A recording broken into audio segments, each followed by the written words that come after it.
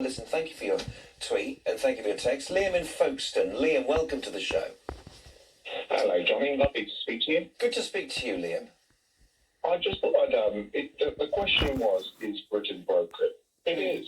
Do you know, so far this year, from the 1st of January, and I live down here, I live on Folkestone, I'm on the front line down here on the Kent coast. Do you know, 45,000, nearly 46,000 people, illegal migrants have actually landed on this coast. Broken Britain, there we go. They're allowed to come in. Everything is given to them, such as a 4-star hotel, 3 meals a day, clothing allowance, everything. Whereby, if I was to actually take you, Johnny, into Folkestone Town Centre, you see how many shivering homeless people, homeless vets. I've seen it myself. Yeah, I've seen it myself, and not just in the first port of call, as in Folkestone. I've seen it in Walsall in the West Midlands, which has declined very hard. I used to work there in the 1980s, and to see it now, it's a pale shadow that's the town centre that it was. Yeah, exactly. And last year, Joe, I don't mean to say last year was £2.1 billion for migrants being housed in hotels. This year, it's been revealed £3.5 billion has been out. So when elderly people are choosing between heating and eating, this is wrong. This is broken Britain. Apparently 45,000 migrants have arrived on these shores through illegal shipping, if you like, on those dinghies. And I saw a terrible expose in Blackpool, which is a place I used to go on holiday as a child with my parents. And on the seafront, there was a very glorious hotel, a freestand building in front of the rest of the seafront. And I saw shivering homeless people outside, while inside migrants were being housed. And I thought that was the starkest and worst example of not looking after people while tolerating that. I thought that was a terrible example. And of course, it's ruined Blackpool. It's ruined Blackpool as a place as well. It has, and also up in Skegness, here in Folkestone, you know, we've got Napier Barracks, right? We've got 400 illegals in Napier Barracks. They set fire to it back in January last year. Yeah. They set fire to it. We've got 3 more hotels. And you know what? These young guys, they're all fighting age men, maraud around town.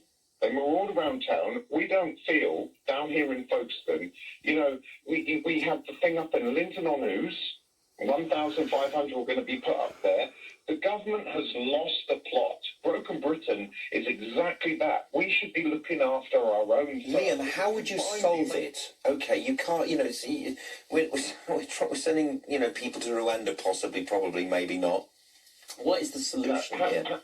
I'll tell you how we solved it. I'll tell you how we solved it in 3 simple steps. Okay. Number 1, stop giving France money, because they really don't care. We need if we give money, we need to put our coppers there as well, don't we? We need to manage it. They don't care, actually. They're just taking the money. Exactly. Right, so we need to put our boys over there, over to the north of France. I can see France twinkling in the lights from my bedroom window. Right. We put our boys over there to actually go along the coast and stop it. The French police don't care, because obviously they want to get them over here. They don't care. The RNLI, and I have to say, the most amazing charity that I had so much respect for, like 2 years ago, I had so much respect for them. They are actually facilitating. They have become a taxi service. They've become a taxi service, Johnny. I was in Eastbourne a few months ago, and I saw guys fishing as the sun went down, and I thought, these guys aren't locals. They've just kind of been brought in to fish for food, and it's absolutely everywhere. And this is a pleasure harbour. This was built in the 1990s and noughties as a place for, you know, little boats, people with dinghies, and now I'm imagining it being like a station. You bring people in via that place. I think it's really sad. I think it's really sad. It is really sad, but you look at all of these hotels, right, in Skegness, We have got, like, not all heroes wear capes. We have the Hatters in Skegness, which said, no, we're not going to take your £1 million offer from Serco to actually put them up. There was Brandon Lewis in Great Yarmouth who said, no more hotels. You know, at what point, and I'm just going to ask you this question, Johnny, at what point is they going to say, right, we've run out of hotels, then what's going to happen? This is my question to you. I just don't know anymore. Yes. Because living here in Folkestone, every single night at 1 o'clock, 2 o'clock, 3 o'clock in the morning, I'm hearing air sea rescue going out and picking up people that really shouldn't be here.